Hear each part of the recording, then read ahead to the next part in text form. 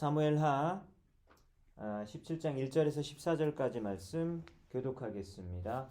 아히도벨이 또 압살롬에게 이르되 이제 내가 사람 12,000명을 택하게 하소서. 오늘 밤에 내가 일어나서 다윗의 뒤를 추적하여 그가 권하고 힘이 빠졌을 때에 기습하여 그를 무섭게 하면 그와 함께 있는 모든 백성이 도망하리니 내가 다윗 왕만 쳐 죽이고 모든 백성이 당신께 돌아오게 하리니 모든 사람이 돌아오기는 왕이 찾는 이 사람에게 달렸음이라. 그리하면 모든 백성이 평안하리이다 하니 압살롬과 이스라엘 장로들이 다 그 말을 옳게 여기더라. 압살롬이 이르되 아렉 사람 후세도 부르라. 우리가 이제 그의 말도 듣자 하니라. 후세가 압살롬에게 이르매 압살롬이 그에게 말하여 이르되 아히도벨이 이러이러하게 말하니 우리가 그 말대로 행하랴. 그렇지 아니하거든 너는 말하라 하니 후세가 압살롬에게 이르되 이번에는 아히도벨이 베푼 계략이 좋지 아니하나이다 하고 또 후세가 말하되 왕도 아직거니와 왕의 아버지와 그의 추종자들은 용사라. 그들은 들에 있는 곰이 새끼를 빼앗긴 것 같이 격분하였고 왕의 부치는 전쟁에 익숙한 사람인지 백성과 함께 서지 아니하고 지금 그가 어느 굴에나 어느 곳에 숨어 있으리니 혹 무리 중에 몇이 먼저 엎드려지면 그 소문을 듣는 자가 말하기를 압살롬을 따르는 자 가운데에서 패함을 당하였다 할지라. 비록 그가 사사한 마음을 가진 용사의 아들일지라도 사실이니 이는 이스라엘의 무리가 왕의 아버지는 영웅이요 그의 추종자들도 용사인 줄 알미니라. 나는 이렇게 계략을 세웠나이다. 온 이스라엘을 담부터 브엘세바까지 바닷가에 많은 모래같이 당신께로 모으고 친히 전장에 나가시고 우리가 그 만날 만한 곳에서 그를 기습하기를 있으리. 땅이 내린 것이 우리가 그 위에 덮여 그와 함께 있는 모든 사람을 하나도 남겨두지 아니할 것이요. 또 만일 그가 어느 성에 들었으면 온 이스라엘이 밧줄을 가져다가 그 성을 강으로 끌어들여서 그곳에 작은 돌 하나도 보이지 아니하게 할 것이니이다 하매 압살롬과 온 이스라엘 사람들이 이르되 아렉 사람 후세의 계략은 아히도벨의 계략보다 낫다 하니 이는 여호와께서 압살롬에게 화를 내리려 하사 아히도벨의 좋은 계략을 지키라고 명령하셨음이더라. 아멘. 네, 오늘 이렇게 저희가 성경 말씀을 읽었지만 이 본문에만 이렇게 내용을 살펴보는 것이 아니라 이 본문의 배경이 어떻게 되었는지, 아니면 지난주의 말씀과 또 이번 주의 말씀까지 그 시간의 간극이 있죠. 그래서 그 사이에 일어나는 배경을 알아야 사실 오늘 본문을 이해할 수 있기 때문입니다. 지난주 말씀에서 보면요, 다윗이 정말로 힘들게 왕이 된 다음에 잘 왕 이런 자신의 역할을 감당했어야 됐었을 텐데요. 유혹에 빠져서 모든 신하들이 전쟁터에 나가 있을 때 혼자 예루살렘에 남아서 예루살렘 성에서 거닐다가 밤에 우리아라는 충신의 아내 밧세바를 목욕하는 모습을 보고 강간해서 그 아내를 빼앗았죠. 그리고 결국은 남편 우리아까지 전쟁터에 사지에 몰아서 이렇게 죽여버리는 그런 아주 극악무도한 짓을 했습니다. 그래서 한 가정을 그렇게 처참하게 깨트리는 죄를 지었죠. 하나님께서 이 죄를 모르실 리가 없습니다. 그래서 하나님께서는 이러한 죄를 지은 다윗에게 경고의 메시지를 주시는데요. 하나님께서 경고의 메시지를 주실 때 어떤 방법으로 주시냐면 나단 선지자를 통해서 그 경고의 메시지를 주셨죠. 첫 번째 경고의 메시지는 무엇이었습니까? 너가 이런 큰 죄를 지었으니 너희 가문에 칼이 떠나지 않게 될 것이다. 이런 무서운 심판의 경고의 메시지를 줬습니다. 그 말은 무슨 말이냐면 니네 가족 내에서 죽고 죽이는 일이 벌어지게 될 것이다. 또 두 번째 경고의 메시지는 무엇이었냐면 너희 집에 큰 재앙을 하나님이 내리고 그리고 지금 너가 아내도 굉장히 많은데 다른 사람 아내를 한 명에 있는 아내를 뺏었잖아요. 그러니까 그러니까 하나님께서 뭐라고 하냐면 네 아내들을 사람들이 다 보는 가운데에서 내가 빼앗겠다라고 경고의 메시지를 주셨어요. 이렇게 다윗이 죄를 지은 것에 대해서 하나님이 모를 리가 없고 다 알고 계셨고, 그리고 다윗이 지었던 그 죄보다 더 혹독한 벌을 또 이렇게 받게 될 것이라는 예언을 듣게 됐습니다. 실제로 그 후로 어떤 일이 벌어졌는가? 다윗의 아들이 여러 명이 있었는데요. 18명 기록된 사람, 이름이 기록된 사람만 18명이라고 그랬잖아요. 그런데 첫째 아들이었던 암논이, 셋째 아들이었던 압살롬, 오늘 본문에 등장하는 그 압살롬의 여동생인 다말을 좋아했죠. 그러니까 첫째 아들이 셋째 아들의 여동생의 다말을 좋아했으니까 아들이 딸을 좋아하게 되는 이런 근친상간의 모습입니다. 그래서 암논은 다말을 좋아하는 것을 못 이기고 또 강간까지 하는 또 죄를 짓죠. 근데 강간하자마자 다말에게 실증을 내고 쫓아버리는 또 그러한 죄를 암논이 지었습니다. 자식들 간에 이런 정말 끔찍한 죄가 일어났다면 아버지 다윗이 이 일에 대해서 어떤 중재를 하고 그리고 징계를 내리는 일을 해야 되는데 아무 일도 하지 않아요. 그냥 화만 내고 벌을 내리지 않았습니다. 압살롬 입장에서는 자기 여동생이 그렇게 울고 있는 모습을 보니까 막 화가 막 끓어오르겠죠. 그래서 복수의 칼날을 갈고 있었어요. 그래서 결국 몇 년 후에 암논 형을 이렇게 불러가지고 자기 종을 시켜서 암논을 죽여버리는 일을 했습니다. 그래서 압살롬은 형인 암논을 죽이고 나서 아버지의 징계, 왕이니까 무섭잖아요. 그래서 도망갔습니다. 그래서 그술이라는 땅으로 도망가게 된 것이죠. 지금 이런 배경인 거예요. 여러분, 다윗의 집안에 지금 칼부림이 일어나고 있죠. 이런 칼부림의 비극이 다윗의 집안에 이렇게 일어나고 있었습니다. 압살롬이 그술 땅으로 먼 곳으로 떠나게 되자 아버지 다윗은 압살롬을 보고 싶어해요.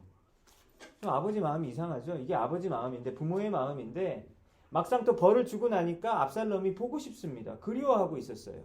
그래서 다윗의 군대 장관이었던 요압이라는 사람이 이 왕의 마음을 눈치를 채고 왕이시여, 그냥 압살롬을 다시 예루살렘으로 오게 하십시오 라고 그런 말을 해요.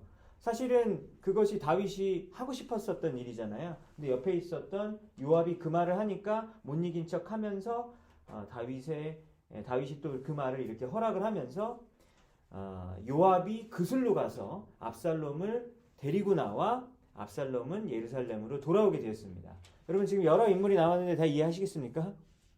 네, 이해하시겠죠? 그래서 벌을 받고 있었던 압살롬이 아버지의 은혜를 잊고 예루살렘으로 복귀했어요. 그렇면 막상 다윗이 이렇게 예루살렘으로 불렀다면 압살롬을 만나서 뭐라고 해야 될 거 아니에요.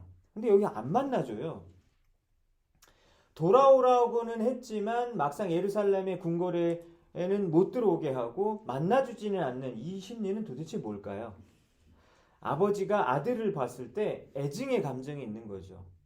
사랑하는 마음도 있고 미운 감정도 있고 섞여 있는 거예요. 우리가 이런 감정이 있을 때가 있잖아요. 뭐가 화가 나냐면 압살롬이 암논 형을 죽인 것에 대한 분노의 감정이 아직 풀리지 않은 거죠. 감히 형을 죽여? 아무리 그래도 이런 마음이 있는 것이고, 또 한편으로는 동생 다말을 지켜주려고 했었던 그 오빠의 마음 이해돼요, 안 돼요? 또 그 마음도 이해가 되는 것이죠. 그러니까 이 두 가지 감정이 있고, 이렇게 또 이렇게 마지못해 하면서 또 예루살렘으로 불렀지만 또 만나주기는 싫은 어떤 그런 모습이 있었던 겁니다. 여러분, 그렇다면 압살롬 입장에서는 어때요? 왜 오라 그랬어? 이럴 거면 왜 오라 그랬어? 라고 하면서 굉장히 화가 나는 거예요. 그래서 요압에게 따집니다. 이럴 거면 날 왜 불렀냐고, 차라리 그술에 있었던 게 나는 낫다, 이렇게 얘기를 하는 거예요. 근데 요압이 대꾸를 안 해요. 또 보냅니다. 대꾸를 안 해요. 계속 대꾸를 안 해요. 그러니까 압살롬이 어떻게 합니까? 요압의 밭을 다 불질러 버려요. 불질러 버리니까 그제서야 요압이 왕에게 찾아가서 왕이시여, 아들 압살롬 좀 만나 주십시오, 또 이렇게 이야기를 합니다. 그러니까 또 다윗이 그 말을 듣고 압살롬을 만나줘요. 여러분, 지금 집안 꼴이 말이 아니죠? 그러니까 도대체 어떻게 흘러가고 있는지 모르겠어요. 계속 죄가 막 터지고 사건 사고가 터지면서 막 불지르고 막 난리 나고 막 이런 상황 가운데 있는 것이죠. 여러분, 아무리 왕이면 뭐합니까? 자식들끼리 막 강간하고 막 자식들끼리 서로 죽이고 뭐예요 이게? 왕이라서 행복합니까? 전혀 행복하지 않죠. 차라리 왕이 아니라 조금 더 평안하게, 편안하게, 마음 편하게 살았으면 좋겠다. 이런 생각이 들지 않습니까? 그래서 우리도 다윗처럼 순간의 즐거움 때문에 그 유혹에 넘어가서 죄를 짓는 경우가 있잖아요. 그렇죠? 또 순간적으로 우리 마음속에 솟아오르는 혈기, 그리고 가슴속에서 불타오르는 여러 가지 그 감정들을 잘 제어하지 못해서 정제되지 못한 감정들이 막 입으로 막 쏟아져 나와서 어떻게 돼요? 대인관계가 깨지게 되죠. 그리고 가정도 깨지게 됩니다. 그리고 심지어 교회까지 깨지고 아니면 직장에서 분란을 일으키기도 하죠. 그러고 나서 나중에 후회하잖아요. 아, 그냥 조금만 참을 걸. 그 말을 하지 말 걸. 하지만 이미 늦을 때가 많이 있지 않습니까? 다윗도 지금 이런 상황이에요. 큰 자기도 감당 못할 엄청난 죄를 짓고 나서 지금 가정이 걷잡을 수 없는 상황 가운데로 가고 있는 것을 우리는 보게 됩니다. 여러분, 근데 여기서 좀 주목할 것은요, 놀라운 게 하나님께서 다윗의 죄악을 다 지켜보고 있었고 그 죄악에 대해서 지금 하나하나 심판을 내리시고 벌을 내리신다라는 것을 우리는 보게 되잖아요. 여러분, 이게 신기하지 않습니까? 안 신기하신가요? 온 우주를 사실 주관하시고 전 세계적으로 굵직한 사건들을 하나님은 다 돌보시잖아요. 그래서 굉장히 바쁘실 것 같은데 하나님께서는 그 모든 일들을 주관하실 뿐만 아니라 우리 한 명 한 명의 인간의 작은 마음 하나까지, 어떨 때는 행동으로 표현되지 않고 마음에만 머무를 때도 있잖아요. 근데 그 마음 하나까지, 그리고 행동 하나하나까지 유심히 지켜보시는 하나님이라는 것을 우리는 알 수 있죠. 여러분, 다윗의 삶에만 그렇게 개입을 하실까요? 아니죠. 우리의 삶에도 하나님께서는 개입하시고 관심을 가지시고 그리고 사랑하신다라는 사실 우리가 기억했으면 좋겠습니다. 다윗에게만 이렇게 하실 뿐만 아니라 우리에게도 똑같이 하신다라고 하시는 것이죠. 하나님은 진심으로 우리가 회개를 할 때 죄 용서를 해주십니까? 안 해주십니까? 당연히 해주시죠. 죄를 용서해 주시지만 또 그 죄가 일으키는 그 파장과 효과들은 우리 사람들 사이에서 남아있잖아요. 그래서 그 책임을 우리가 그 후에 져야 된다. 그러니까 죄를 짓지 마라 라고 한다라는 그 중요한 교훈을 사무엘 하에서 너무나도 잘 보여주고 있습니다. 여러분, 그래서 우리는 어떻게 살아야 될까요? 하나님이 안 보이잖아요. 안 보이잖아요. 그런데 하나님이 안 보이지만 분명히 계시잖아요. 근데 여기서 두려워달라는 말이 아니라 하나님 앞에, 하나님이 내 앞에 계시다라고 하는 그 사실을 항상 염두에 두고 우리가 살아갈 때 복된 길로 갈 수 있다라는 사실을 보여줍니다. 여러분, 우리가 하고 싶은 대로 했을 때 막 내질르면 그 순간에 기분 좋잖아요. 화끈하잖아요. 내가 하고 싶은 대로 했으니까. 근데 이 다윗 어때요 지금? 두고두고 지금 고생을 엄청 하고 있잖아요. 우리 삶도 그렇다고 하는 거예요. 그냥 확 내질렀을 때 좋을 것 같지만 그 대가가 참으로 크다. 그래서 하나님께서는 우리가 순간순간 하나님의 음성을 들으라 라고 우리에게 말씀하시는 겁니다. 그것은 결코 우리를 막 강요하고 막 컨트롤하고 이러려고 하신 것이 아니라 우리를 사랑하기 때문에 더욱더 선하고 복된 길로 인도하시는 하나님의 사랑의 손길이다 라고 하는 것이죠. 여러분, 그래서 사무엘하 15장부터는요 압살롬이 지금 방금 아버지랑 좀 화해한 것 같잖아요. 얘기했잖아요, 아버지랑 예루살렘에서. 근데 화해를 한 것 같은데 그렇지 않았어요. 왜냐면 압살롬이 그 일이 지나고 나서 아버지가 이제 나한테 좀 안심하겠구나 라고 하면서 본인이 왕이 되기 위해서 본격적으로 이제 반역을 일으키는 모습이 그려집니다. 압살롬의 반역, 이 모습이 15장부터 시작이 되는 거예요. 그래서 아버지랑 화해한 것이 아니었다라고 하는 것이죠. 그러니까 이제는 어떤 마음을 품냐면 아버지를 죽여야겠다. 살아있는 아버지를 죽여서 내가 왕이 돼야겠다라는 생각을 하게 됩니다. 여러분, 압살롬이 얼마 전에 형 죽였잖아요. 맏형을 죽였어요. 암논을 죽였어요. 그럼 형도 죽였는데 아버지는 못 죽여요? 아버지도 죽이는 거예요. 이제는 아버지도 죽일 마음을 갖게 되는 겁니다. 그래서 우리가 한번 죄의 발을 딛게 되면 더 큰 죄악으로 가게 되는 연결고리가 되어지는 것이죠. 뭐 바늘도둑이 소도둑 된다 그러잖아요. 처음에는 바늘도둑 하면서도 막 너무너무 마음이 떨리는 거예요. 근데 그러다가 죄짓다가 나중에 속까지 훔치는 도둑이 되는 것처럼 형도 죽여서 이제는 아버지까지 죽이려는 모습을 본격적으로 이렇게 박차를 가하는 모습이 그 이후에 나오게 됩니다. 여러분, 왕이 되기 위해서는요, 사람들, 백성들의 마음을 자기에게 돌려야 돼요. 그래서 그 이후에 어떤 얘기가 나오냐면 뭐 여러 가지 막 이렇게 왕이 되기 위한 그런 술수를 쓰는 모습들이 나오는데요. 병거와 말을 준비하고 자기가 갈 때마다 호위병을 막 50명을 쫙 세워요. 조폭처럼. 조폭도 다 이렇게 일렬로 서가지고 다 인사하잖아요. 그래서 왜 그러는 거예요? 위압적인 모습을 사람들에게 보이고 싶은 거잖아요. 자신의 권력을 과시하고 싶어서 그런 모습을 딱 보입니다. 또 우리가 어떤 일을 하냐면 이런 얘기를 해요. 백성 여러분, 왕이 재판관을 지금 세우지 않아서 어쩔 수 없이 내가 재판을 하겠습니다. 이런 얘기를 하는 거예요. 이게 무슨 말이에요? 지금 현재 왕이 다윗 왕이 뭐 최선을 다하고는 계시지만 부족한 부분이 사실 있으신데 그 부족한 부분을 자기가 메꾸겠다고 얘기하는 거죠. 여러분, 이 말이 참 좋게 들리나요? 아버지를 참, 야, 아버지를 위하는 아들 같네 라고 들리지만 사실 그 마음속에 뭐가 있어요? 지금 현재 리더에 대한 능력을 은근슬쩍 상처를 내면서, 그리고 자기는 그 리더를 위하는 척 하면서 사실은 자신의 영역을 구축하고 있는 모습이죠.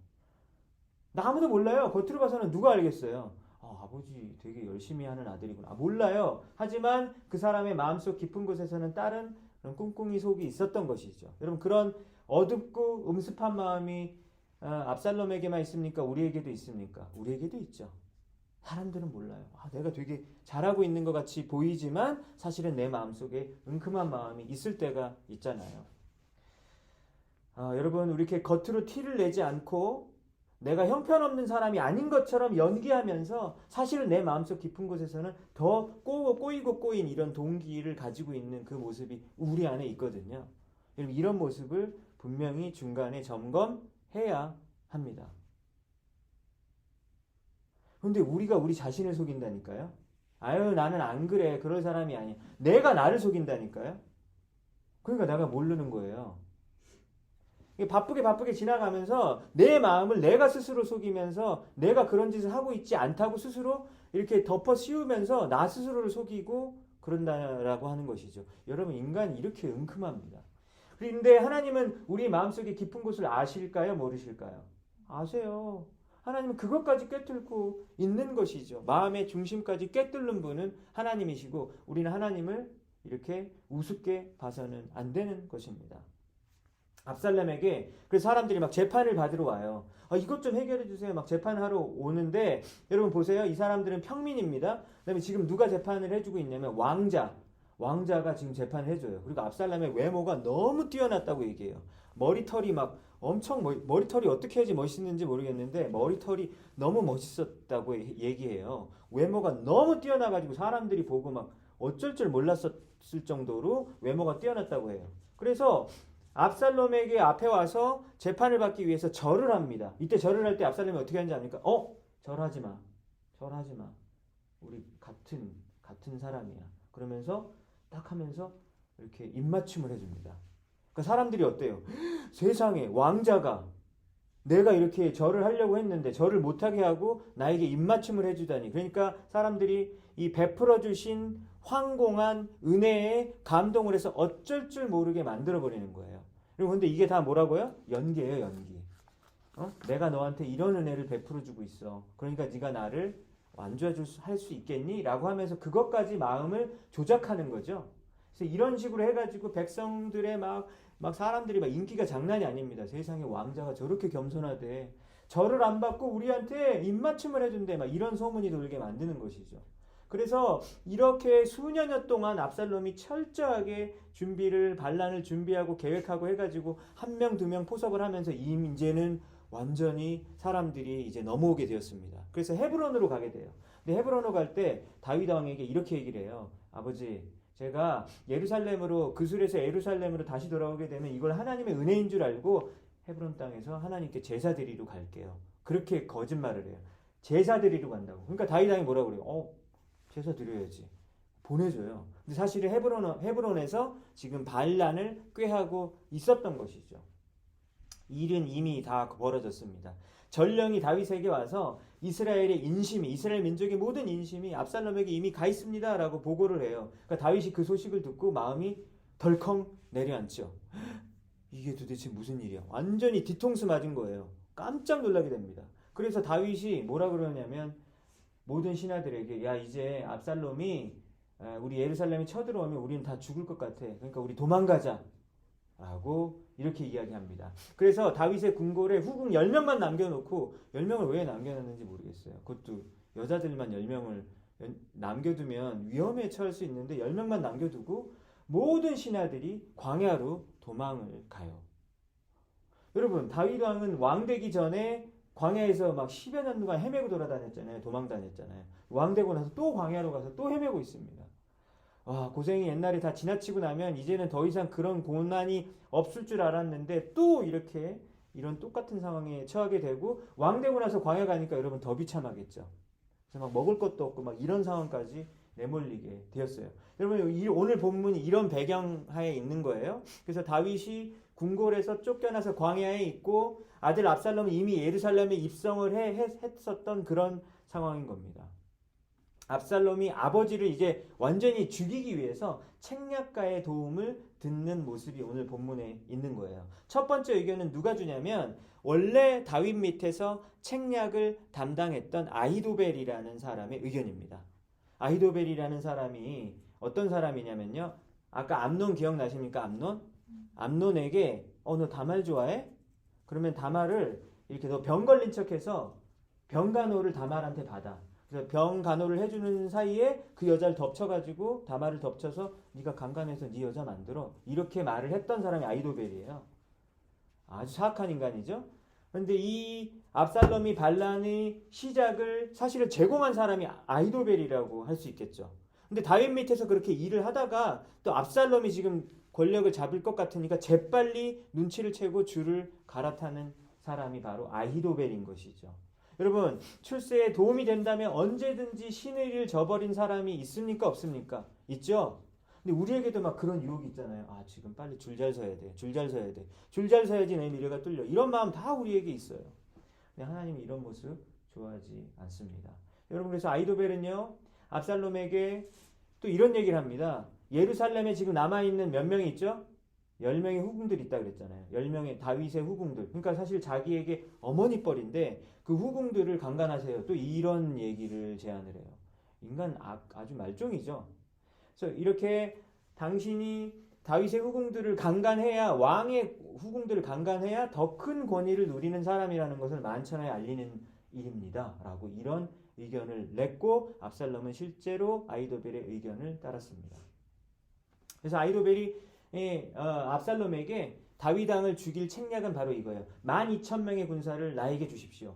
그러면 내가 밤에 다윗의 진영에 기습 공격을 해가지고 다윗을 내가 죽이겠습니다. 그래서 다윗 왕만 죽일 거예요. 다윗 왕만 죽이면 모든 사람은 왕이 죽은 줄 알고 그 모든 다윗을 따르던 사람들이 압살롬에게 돌아올 것입니다. 여러분 이것이 바로 아히도벨의 의견이에요.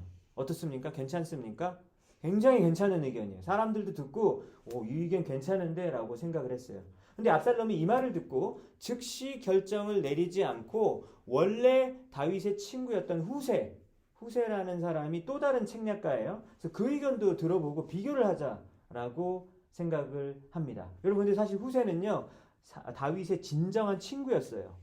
그래서 다윗이 압살롬 진영에다가 일부러 보낸 겁니다. 스파이로 보내가지고 너 압살롬의 진영에 들어가서 거기서 이렇게 뒤집을 수 있는 그런 묘책을 발휘해줬으면 좋겠다라고 친구에게 부탁을 했었거든요. 그래서 후세가 압살롬에게 이런 말을 합니다. 이번에는 아히도벨의 의견이 잘못된 것 같습니다. 라고 압살롬에게 이야기해요. 그래서 후세의 의견은 뭐냐면 다윗과 그의 부하들은 워낙 싸움의 달인입니다. 그들은 베테랑이에요. 워낙 전투를 많이 했기 때문에 밤에 이렇게 기습 공격하면은 우리 보초를 이미 다 세워가지고 준비하고 있다가 우리가 오히려 당할 겁니다. 그러니까 기습 공격을 하지 말자고 얘기해요.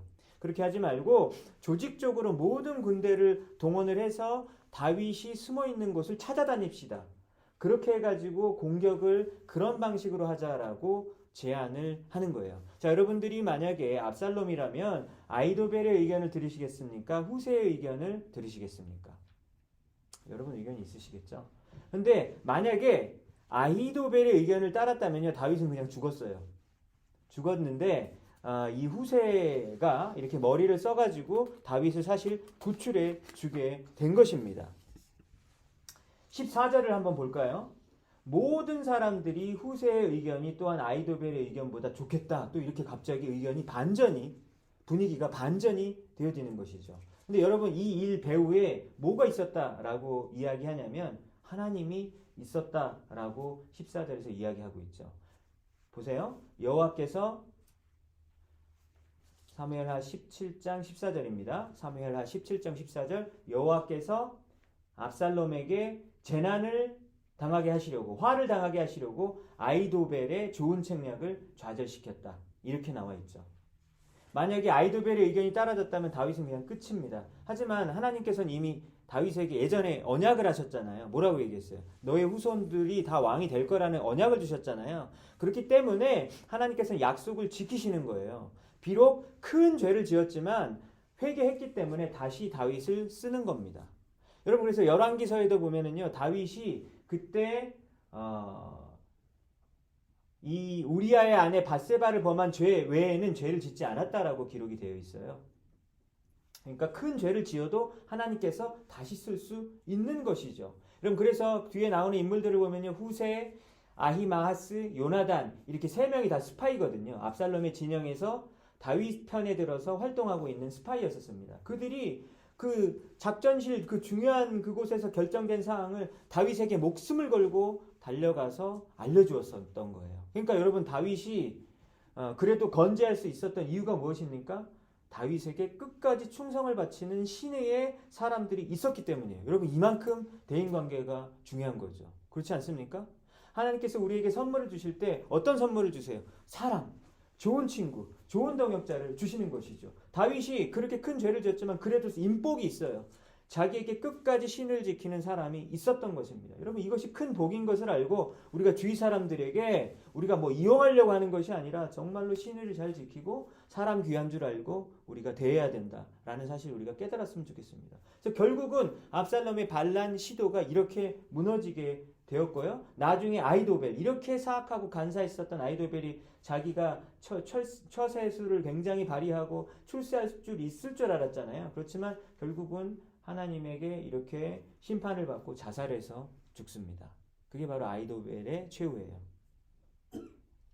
여러분 이렇게 하나님께서 다윗을 지켜주는 모습을 보게 되는데요. 하나님께서 이렇게 지켜주셨던 이유 중에 또 하나가 뭐냐면 그 전장에 보면은요, 다윗이 너무너무 억울하고 그리고 분해서 하나님께 기도를 했어요. 하나님, 아히도벨의 그런 책략들이 무너지게 해주세요라는 기도를 짧게 드린 모습이 그게 기록되어 있거든요. 15장에. 하나님께서 그 기도를 들으시고 응답하시고 그리고 다윗을 이렇게 구해주시는 모습을 보게 됩니다. 여러분 그래서 우리는 이것을 깨달았으면 좋겠어요. 인간들이 지금 여기 보면 다 자기가 한번 살아보겠다고 막 날뛰고 막 그러잖아요. 날뛰고 막 머리를 쓰고 막 작전을 짜고 그래도요, 하나님이 다른 계획을 가지고 있으시면 여러분 그 일은 이루어집니까? 안 이루어집니까? 못 이루어요.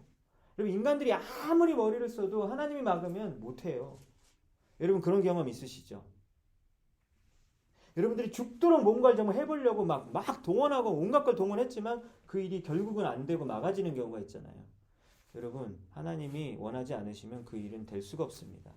여러분 그러면 이것은 우리 입장에서는 너무 화가 나고 그렇잖아요. 속상하잖아요. 내 뜻이 이루어지지 않으니까. 하지만 그것은 복이죠. 내 뜻대로 되는 것이 아니라 내 인생이 하나님의 뜻대로 되어진다라는 사실을 알 수 있는 그러한 일이기 때문에 사실은 복이다라는 것을 알 수 있습니다. 여러분 반대로 우리가 한번 이런 일이 일어나지 않게 하려고 막 애를 쓰고 막는 경우도 있잖아요. 하지만 만약에 하나님이 하시려고 하는 일이라면 그 일은 돼요, 안 돼요? 될 수밖에 없어요. 하나님의 주권을 인간이 이길 수 없습니다. 여러분 이번에도 정말로 하나님의 자비와 긍일로 다윗이 이렇게 보호함을 받고 그리고 살아나게 되는 것을 보게 돼요. 그 이유가 뭐라고요? 다윗이 잘나서? 절대 그것이 아니라 하나님의 약속의 신실하심 때문에 다윗의 인생이 한 걸음 더 나아갈 수 있게 되었다. 정말 이번에 죽을 수밖에 없었는데 또 한 번 다윗이 불쌍히 여김을 받고 하나님의 불쌍히 여김을 받고 이렇게 살아나게 되는 모습을 보면서 여러분 우리가 어떻게 해야 되겠습니까? 여러분 다윗이 완전히 무너졌잖아요. 큰 죄를 짓고. 그렇지만 완전히 무너진 게 아니다라는 걸 볼 수 있어요. 여러분들이 혹시 실수를 하고 죄를 짓고 그래서 굉장히 망하는 길로 가가지고 아, 내 인생 이제 끝났다라고 좌절할 수 있을 것입니다. 사람들이 봐도 아, 너는 재기불능이야 라고 생각할 수 있을 정도로 망가질 수 있어요. 그렇지만 여러분 하나님은 사랑하는 자녀들을 포기하십니까? 포기하지 않습니까? 절대 포기하지 않으시죠. 사람의 눈이랑 달라요. 하나님 우리를 버리십니까? 버리지 않으십니까? 결코 너희를 버리지 아니하리라 라고 말씀하셨어요.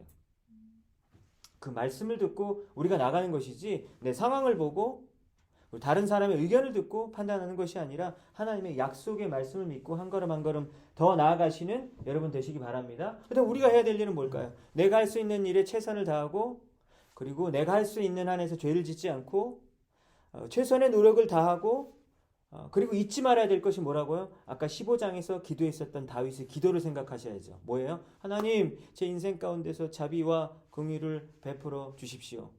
제발 좀 제 인생 좀 봐주세요. 보호해 주세요 라고 하는 거예요. 사람들 앞에서 하면은 여러분 이것은 비굴한 소리지만 하나님 앞에서 이런 기도하는 것은 너무나 좋은 기도라는 것이죠. 그랬을 때 하나님께서 우리를 지켜주시고 우리를 끝까지 보호해 주신다라는 사실 오늘 말씀을 통해서 다시 한번 다짐하시고 믿음으로 승리하시는 여러분들 모두가 되시기를 주님의 이름으로 축원합니다. 네, 여러분 오늘 말씀을 마치고요. 이 시간에 우리 다 같이 기도하겠습니다.